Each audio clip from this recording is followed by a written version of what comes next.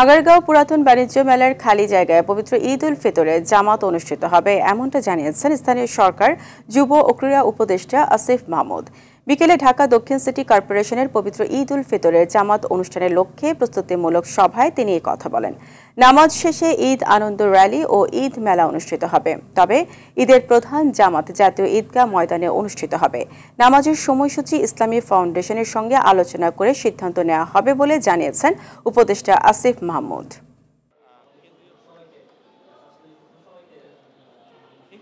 ঢাকা উত্তর সিটি কর্পোরেশনের উদ্যোগে আমাদের বাণিজ্য মেলার যে পুরাতন মাঠ আছে সেখানে এবার কেন্দ্রীয়ভাবে ঈদের জামাত অনুষ্ঠিত হবে। কেন্দ্রীয় ঈদগাহ ময়দানের যে লোকেশনটা এখানেও সবসময় ওভার ক্রাউডেড থাকে। এখানেও ঈদের জামাত অনুষ্ঠিত হলো। বাণিজ্য মেলার যে পুরাতন মাঠ সেখানেও জামাত অনুষ্ঠিত হতে পারে এবং সেখানে আমরা পুরো শুধু জামাত না, এটাকে একটা অনুষ্ঠানের মতো করে আয়োজন করছি। পাশাপাশি ঈদের মেলা থাকছে, ঈদ আনন্দ মিছিল থাকছে।